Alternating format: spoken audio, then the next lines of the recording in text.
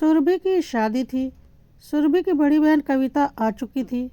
कविता की माँ ने शादी के 2 महीने पहले ही बुला लिया था कि आ जा बहन, सुरभि की शादी की सारी तैयारियां करवा देना, इसकी खरीदारी वगैरह में मदद कर देना। हालांकि सुरभि की भाभी कामना भी घर में थी, पर क्योंकि कामना घर की बहू थी तो जैसा कि हर ससुराल में होता है, उससे हर बात छुपाई जा रही थी और उसे कुछ भी नहीं बताया जाता था। क्या खरीदारी की जाएगी, क्या तैयारियां हो रही हैं। कामना के सर पर बस सबको खाना खिलाना और घर के कामों की जिम्मेदारी डाल दी गई थी। शादी के कामों से उसे काफ़ी दूर रखा जा रहा था। कामना और उसका पति सूरज यह सब कुछ देख रहे थे और चुप थे। सूरज की जिम्मेदारी सिर्फ बहन की शादी के लिए पैसे देने की थी और कामना की जिम्मेदारी तीनों माँ बेटी को समय समय पर खाना और चाय नाश्ता देने की थी और घर के सारे काम देखने की थी। बाकी सब कुछ तीनों माँ बेटी अकेले ही कर रही थी, वह भी छुप छुपा कर, कि कहीं कामना कुछ देख ना ले। कामना को यह सब कुछ देखकर बहुत गुस्सा आ रहा था। कामना का एक छोटा बच्चा भी था जो कि खेलते खेलते कई बार दादी माँ के कमरे में पहुंच जाता था और कामना जब उसे पकड़ने के लिए जाती तो वह तीनों बिल्कुल घबरा जाती। उन्हें ऐसा लगने लगता कि कहीं कामना ने कुछ देख ना लिया हो कि वह लोग क्या तैयारियां कर रहे हैं, और वह जल्दी से जल्दी कामना को रूम से बाहर भेजने की कोशिश करने लगती। कामना को बहुत ही ज़्यादा बुरा लगता था। जैसे लगता था कि वह इस घर की सदस्य है ही नहीं, लेकिन कामना कर भी क्या सकती थी। तीनों माँ बेटी मिलकर एक हुई रहती थी और कामना को बाहरी बनाकर रखती थी। कामना कभी कभी सूरज से यह सब बातें बोलती भी थी तो सूरज बोलता था, कोई फ़ायदा नहीं फालतू की बहस करने का, पापा है नहीं, तीनों माँ बेटी का इमोशनल ड्रामा शुरू हो जाएगा और तुम ही बुरी बन जाओगी, इसलिए चुपचाप रहो। सूरज तो यह सब कुछ कहकर ऑफिस चला जाता था और कामना को दिन भर यह सब कुछ झेलना पड़ता था। सूरज महसूस भी नहीं कर सकता था कि कामना को कैसा लगता होगा। उसे ऐसा लगता था जैसे वह इस घर की नौकर है, जिसे घर में झाड़ू पोछा बर्तन खाना यह सब कुछ काम करना है, और मालिक जहाँ बैठकर बातें कर रहे हैं या कुछ कर रहे हैं वहाँ उसका जाना वर्जित है। अपने ही घर में कामना को ऐसा लगने लगा था कि वह बाहरी है और सास और उसकी दोनों बेटियां इस घर की मालकिन हैं। लेकिन सूरज का कहना भी सही था, यदि कामना कुछ भी बोलती तो वही बुरी बनती। एक दिन सुबह सुबह कामना की सास ने सूरज से सुरभि के जेवर खरीदने के लिए 3 लाख रुपए मांगे, और कविता भी उस घर की बेटी है और शादी में उसे भी कुछ देना पड़ेगा, तो उसके लिए भी एक जोड़ी जेवर खरीदने के लिए 50,000 रुपये अलग से मांगे। सूरज ने बोला, इतनी बड़ी रकम तो मुझे बैंक से निकाल कर लानी पड़ेगी, या एक काम करो, कामना और मेरा जॉइंट अकाउंट है, कामना के साथ बैंक चली जाना, वह वहाँ से निकाल कर दे देगी। सूरज की माँ को यह बात गवारा नहीं लगी कि उसे अपनी बहू से अपनी बेटी की शादी के लिए पैसे लेने पड़े। उसने बोला, नहीं, पैसे तो तू ही ला कर दे, ऑफिस देर से चले जाना। सूरज ने बोला, माँ मैं दे देता, लेकिन आज ऑफिस में बहुत ही ज़रूरी काम है, मेरा जाना बहुत ज़रूरी है और मुझे वक्त पर ही जाना पड़ेगा। अब एक काम हो सकता है, या तो जेवर की खरीदारी 1-2 दिनों के लिए टाल दो, या फिर कामना को लेकर बैंक चले जाना। कहकर सूरज ऑफिस के लिए निकल गया। सुरभि की माँ को लग रहा था कि देर करने से सोने का रेट बढ़ता ही जाएगा, क्योंकि शादियों का सीज़न चल रहा है और सुरभि के सारे जेवर तो लेने ही हैं। तो चलो कोई बात नहीं, कामना को ही लेकर पैसे निकलवा लेते हैं और उधर से ही जेवर ले लेंगे। और कामना की सास यानी कि सुरभि और कविता की माँ ने कामना से पैसों की बात की। कामना को पता था कि ससुर जी नहीं है और ननंद की शादी की जिम्मेदारी उसकी और सूरज की ही है, और पैसे तो देने ही थे, तो कामना सास के साथ चल दी। कामना की सास और उसकी दोनों ननंद और कामना सब एक बैंक पहुँचे। कामना ने 3.5 लाख रुपए निकाल कर सास को दे दिए। सास ने बोला, हम लोग जेवर की खरीदारी कर लेते हैं। कामना भी साथ ही थी, वह भी साथ साथ चल रही थी। सोचा जब साथ आए हैं तो साथ ही घर लौट जाएंगे, लेकिन कामना की सास और ननंद को यह बात बर्दाश्त नहीं थी, क्योंकि यदि कामना साथ में रहती तो वह देख लेती कि क्या जेवर खरीदे जा रहे हैं। तो कामना की सास ने बोला, बेटा तू छोटे बच्चे को लेकर कहाँ कहाँ भटकेगी, वह परेशान हो जाएगा, तू घर चली जा। कामना को बहुत ही ज़्यादा बुरा लगा।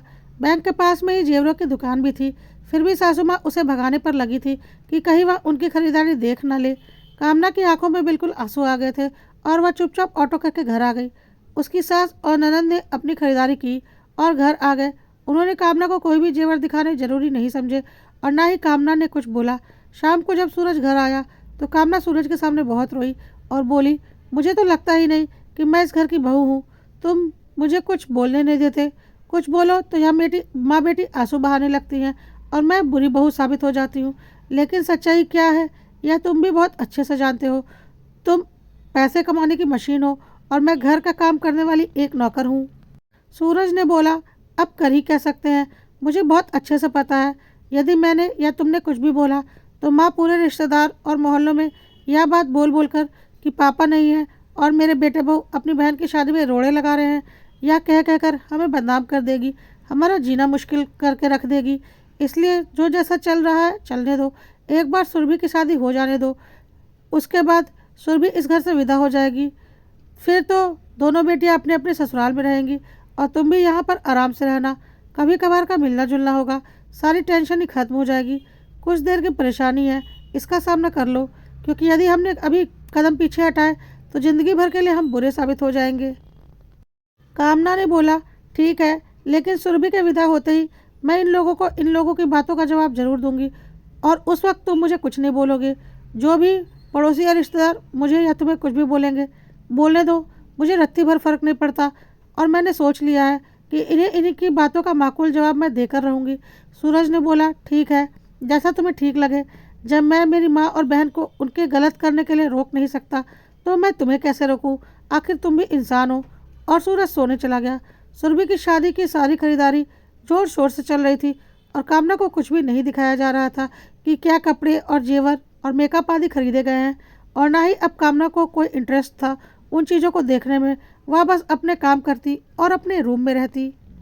सुरभि और कविता भी बहुत खुश थे, सब कुछ अपने हिसाब से कर रहे थे और ख़रीद रहे थे। सूरज के पैसों से ही उन्होंने सारी खरीदारी की थी, पर यह नहीं सोचा कि अपने भाई भाभी और भतीजे के लिए भी कुछ खरीद लिया जाए। शादी के आखिरी वक्त पर सूरज, कामना और उनके बच्चों के लिए एक कपड़ा भी नहीं खरीदा गया था। बाकी सारी तैयारियां हो गई थी और शादी की रस्में शुरू होने को थी। कामना की सास ने कामना से बोला, तुमने अपनी तैयारी कर ली? कल से शादी की रस्में शुरू हो रही हैं। तो कामना ने बोला, मुझे क्या तैयारी करनी है, मुझे तो बस सबका चाय नाश्ता ही देखना है, बाकी सारी तैयारी तो आप तीनों माँ बेटी ही करेंगी। कामना की सास को बहुत अच्छे से समझ में आ रहा था कि कामना क्या बोलना चाह रही है, और कामना की सास ने अपना इमोशनल ड्रामा शुरू कर दिया कि हाँ, तेरे ससुर जी नहीं है तो तू तो बातें बनाएगी ही। आखिर तेरे पति के पैसों से मेरे बेटी की शादी जो हो रही है तो तू तो नखरे दिखाएगी ही, और न जाने क्या क्या बातें बोलकर झूठे आंसू बहाने लगी। कामना को समझ में आ गया था कि अब सारे रिश्तेदार कल से आने लगेंगे और इनसे ज़्यादा बहस की तो यह सबके सामने मुझे बुरा साबित कर देंगी।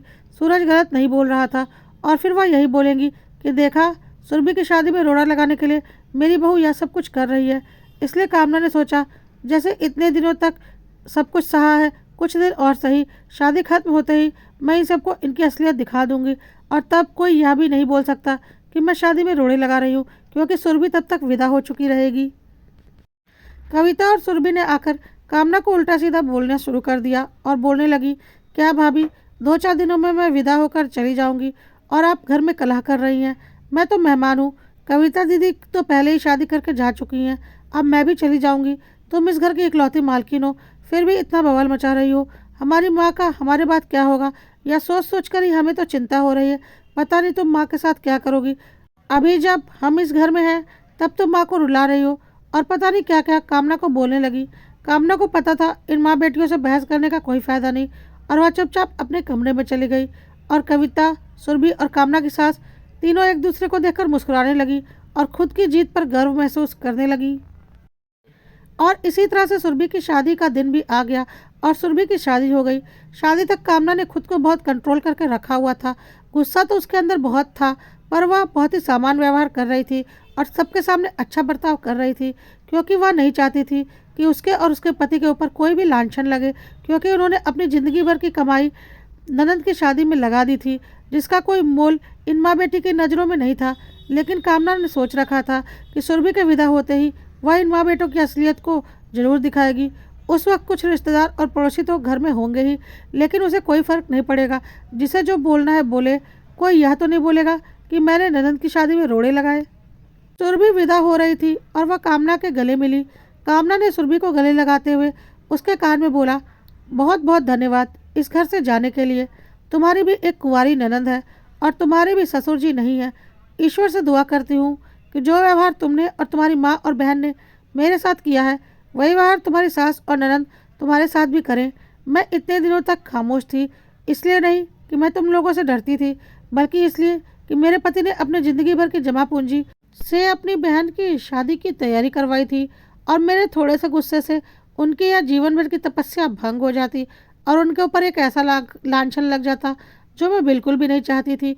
लेकिन अब तुम विदा हो रही हो, तो अपने आगे के मायके के रास्ते तुमने खुद ही अपने लिए बंद कर लिए हैं। और तुम्हारी कविता दीदी तो अभी कुछ दिन यहीं रहेंगी, उन्हें तो यहीं उनकी बातों का जवाब देकर भेजूंगी। तुम माँ बेटियों को क्या लगता है कि बहू की कोई इज्जत नहीं होती? तुम दोनों बहनों को क्या लगता है जिंदगी भर तुम्हारी माँ ही मायके में बैठी रहेंगी और भाई भाभी की कोई औकात नहीं? अपने गंदे व्यवहार के कारण तुम लोगों ने आज अपना मायका फोड़ दिया है, और जब तक तुम्हारी माँ है अपने मायके आओ जाओ और अपनी माँ के गले मिलो। लेकिन जिस दिन तुम्हारी माँ नहीं रहेंगी, तुम्हारे मायके के लिए सारे दरवाजे बंद हो जाएंगे, क्योंकि मेरे दिल में तुम लोगों के लिए कोई भी जज्बात नहीं है। अपनी माँ से जितने दिन चाहो उतने दिन अपना मायका चला लेना, भाई भाभी से कोई उम्मीद मत रखना, और इसके लिए तुम लोग खुद जिम्मेदार हो। सुरभि कामना का चेहरा देख रही थी, पर वह कुछ भी बोल नहीं पा रही थी। उसने सपने में भी नहीं सोचा था कि वह लोग जो व्यवहार कामना के साथ कर रहे हैं, वह कामना को अंदर ही अंदर पत्थर बनाया जा रहा है, क्योंकि कामना तो ऐसी थी ही नहीं, पर उन लोगों के व्यवहार के कारण कामना पत्थर की हो गई थी और उसके सारे जज्बात खत्म हो चुके थे। सुरभि को तो समझ में आ चुका था कि उन लोगों की गलतियों की वजह से अब उसका मायका हमेशा के लिए खत्म हो चुका है, और वह विदाई के वक्त और भी ज़ोर ज़ोर से रोने लगी। किसी को कुछ समझ में नहीं आया कि अचानक सुरभि इतनी ज़ोर से क्यों रोने लगी, और फिर सब वह चुपचाप गाड़ी में जाकर बैठ गई। उसे ऐसा लग रहा था कि वह आखिरी बार अपने मायके को देख रही है, लेकिन कामना को कोई फर्क नहीं पड़ा। सुरभि के विदा हो जाने के बाद कामना की मौसी सास ने बोला, कामना बेटा, यह सारा सामान समेट कर रख लो, सब महंगे सामान है, इधर उधर हो जाएंगे, फिर तुम लोगों का बहुत बड़ा नुकसान हो जाएगा। तो कामना ने बोला, अरे मौसी, चिंता क्यों करती हैं, कविता दीदी है ना, वह सब कुछ संभाल लेंगी। वैसे भी मैंने शादी में क्या संभाला है, सब कुछ तो कविता दीदी ने अकेले ही मैनेज किया है। सुरभि की शादी में मैंने तो कुछ देखा भी नहीं, क्योंकि वो घर घर के कामों में और रसोई के कामों में मैं व्यस्त रहती थी, और मेरा दायरा रसोई तक ही सीमित था, और कविता दीदी के दायरे में रसोई तो आती ही नहीं थी। इसलिए सुरभि ने क्या कपड़े और जेवर खरीदे हैं, वह मैंने शादी के वक्त ही देखे, उन्हें पहने हुए। आराम आराम से ही कामना ने कविता की पोल पट्टी सबके सामने खोल दी थी। कविता के पास कामना की बातों का कोई जवाब नहीं था। वह चुपचाप मंडप से सामान समेटने लगी। कविता की माँ भी चुपचाप यह सब कुछ देख रही थी, क्योंकि वह कोई ड्रामा नहीं कर सकती थी। कामना ने इस तरीके से अपनी बात कही थी। थोड़ी देर के बाद कामना की सास कामना के पास गई और बोला, चल चलकर कुलदेवी को प्रसाद चढ़ा दे। सुरभि विदा हो गई है, उसके बाद कुलदेवी को प्रसाद चढ़ाया जाता है। तो कामना ने बोला, मैं को चढ़ा दूँ? कविता दीदी से चढ़वा लीजिए, आखिर सब कुछ उन्होंने अकेले ही तो संभाला है, मुझे तो कुछ दिखाया भी नहीं गया, तो प्रसाद चढ़ाने का काम भी वह अकेले ही कर ले। तो सुरभि की सास ने बोला, अरे कविता कैसे चढ़ा सकती है, वह तो इस घर की बेटी है, घर की बहू ही यह काम कर सकती है। तेरे पापा होते तो मैं चढ़ा लेती, लेकिन अब तो तुझे ही चढ़ाना पड़ेगा। कामना ने बोला, पागल समझ रखा है क्या मुझे? इतने दिनों से आप तीनों माँ बेटी क्या कर रहे थे, मुझे दिखाई नहीं पड़ रहा था क्या? शादी की सारी रस्में मैंने और सूरज ने सिर्फ इसलिए निभाई क्योंकि मुझे पता था यदि वहाँ पर मैंने कुछ भी बोला तो फिर आप अपने इमोशनल ड्रामे शुरू करके सारे रिश्तेदार और पड़ोसियों में मुझे बदनाम कर देंगी, और सूरज की सारी मेहनत पर पानी फिर जाएगा। सिर्फ इसलिए मैं चुप थी, पर अब सुरभि की शादी हो चुकी है, अब आपको जिसके सामने जो ड्रामे करने हैं कीजिए, मुझे रत्ती भर फर्क नहीं पड़ता। लेकिन मैं कोई प्रसाद चढ़ाने वाली नहीं। जब सारे काम कविता दीदी से करवाए हैं तो यह काम भी उन्हीं से करवा लीजिए, आखिर वही तो इस घर की मालकिन है। कहकर कामना ने अपने रूम के अंदर से बंद कर लिया। सूरज रूम की तरफ ही आ रहा था। सूरज की माँ ने सूरज से बोला, देख रहे हो ना तेरी बीवी क्या कर रही है? सूरज ने बोला, मैं कुछ नहीं बोल सकता माँ, जब मैं तुम्हें, कविता को और सुरभि को कुछ नहीं बोल सका तो मैं कामना को कैसे कुछ बोल दूँ? जब तुम्हें लगता है जो तुम लोगों ने किया सही था, तो कामना भी जो कर रही है वह सही है। ना मैंने उस वक्त कुछ बोला था, ना मैं अब कुछ बोल सकता हूँ। कहकर सूरज भी रूम के अंदर चला गया। कामना की सास को समझ में आ चुका था कि अब कामना उससे डरने वाली नहीं है, क्योंकि अब उसे किसी की बदनामी से कोई डर नहीं है। उसने जाकर अपनी देवरानी से यह बोलकर कि कामना के बच्चे ने पॉटी कर दी है और वह उसे साफ कर रही है और अब वह प्रसाद नहीं चढ़ा सकती, अपनी देवरानी से प्रसाद चढ़वा लिया। अगले दिन तक लगभग सारे मेहमान जा चुके थे। बस कामना की चाची सास का परिवार और कविता और उसके पति थे। कामना की सास ने सूरज से बोला, आज सुरभि के पगफेरों की रस्म है, जाकर उसे ले आ। सूरज कुछ बोलता उसके पहले ही कामना ने बोला, सूरज क्यों लेकर आएंगे? सूरज ने क्या जिम्मेदारी निभाई है? सब कुछ तो कविता दीदी ने अकेले ही किया है, मालकिन बनकर। तो अब सुरभि के पगफेरों की रस्म भी कविता दीदी ही करवाएंगी। सूरज बिल्कुल नहीं जाएंगे, कहकर लगभग खींचते हुए कामना सूरज को रूम में लेकर चली गई। चाची सास को बिल्कुल समझ में नहीं आ रहा था कि कामना ऐसा व्यवहार क्यों कर रही है, क्योंकि कामना से वह पहले भी मिल चुकी थी और वह बहुत ही सुलझी हुई सभ्य महिला थी। लेकिन कविता और कविता की माँ को सब कुछ समझ में आ रहा था। कविता और उसकी माँ चुपचाप खड़े थे। अब वह ड्रामा भी किसके सामने करते? कोई ड्रामा देखने के लिए वहाँ पर बचा ही नहीं था, क्योंकि कामना की चाची सास भी बहुत सुलझी हुई महिला थी और बहुत अच्छे से अपनी जेठानी को जानती थी। कविता का पति यह बोलते हुए चला गया कि तुम अपने मायके के पचड़ों से को खुद ही संभालो और जब दिल करे खुद ही आ जाना। कामना की चाची सास कामना के रूम में गई और पूछा, क्या हो गया है? तो सूरज ने सारी बात अपनी चाची को बताई। सूरज की आंखों से लगभग आंसू आ गए थे। जो पराया व्यवहार इन माँ बेटियों ने सूरज और कामना के साथ किया था। चाची ने बोला, मुझे तो पहले से ही पता था कि मेरी जेठानी के क्या लक्षण है और अपनी बेटियों को भी उसने अपने जैसा बना दिया। खैर, अब पगफेरों की रस्म तो करवानी ही पड़ेगी। तुम दोनों ने जो बातें बताई, तुम दोनों से ज़बरदस्ती भी नहीं कर सकती। कोई बात नहीं, मैं बिट्टू को भेज देती हूँ सुरभि को लाने के लिए। बिट्टू सूरज का छोटा चचेरा भाई था। चाची ने अपने बेटे बिट्टू को सुरभि को लाने के लिए भेज दिया। कविता ने अपनी माँ से बोला, मैं भी ससुराल जा रही हूँ, मेरे पति गुस्से में यहाँ से निकल गए हैं। कविता की माँ उसे रोकना चाह रही थी, पर कविता को पता था अभी यह रुकने से सिवाय बेइज्जती के उसे कुछ नहीं मिलेगा, और वह अपना सामान पैक करके जाने लगी। जब कविता जा रही थी तो सूरज हॉल में ही बैठा था। कविता ने बोला, अच्छा सूरज भाई, मैं चलती हूँ। सूरज ने बस आंख उठाकर कविता की ओर देखा, कोई रिस्पॉन्स नहीं दिया।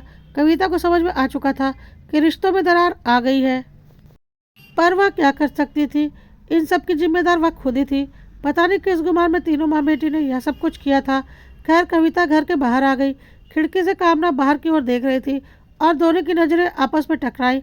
कविता ने कामना से नज़रों ही नज़रों में बोला कि मैं जा रही हूँ। कामना की नज़रों को देखकर कविता को समझ में आ गया जैसे वह बोल रही हो, अब यहाँ दोबारा आने की कोई ज़रूरत नहीं। जबकि पहले कभी भी कविता आई थी तो कामना ने कभी उसे खाली हाथ जाने नहीं दिया था। आज पहली बार ऐसा हो रहा था कि कामना उसे गुड बाय बोलने बाहर नहीं आई थी, और इसकी शिकायत वह किससे करती?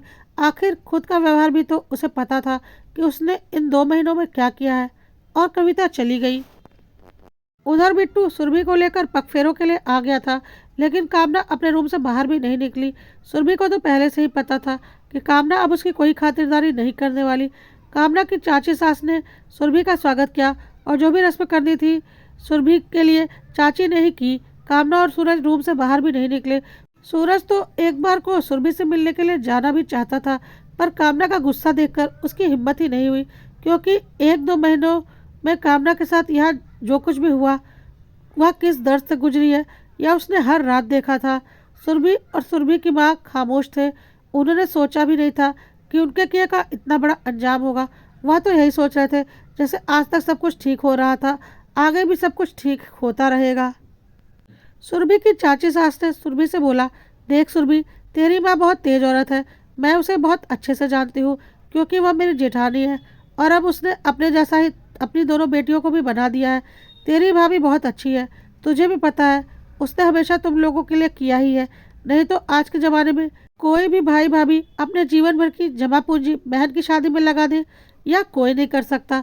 लेकिन इसके बाद भी तुम लोगों ने अपनी भाभी की कोई कदर नहीं की।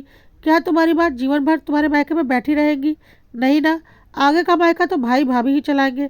एक काम कर, अभी तो वह बहुत गुस्से में है, कुछ दिन रुक जा, उसके बाद अपनी भाभी को मना लेना।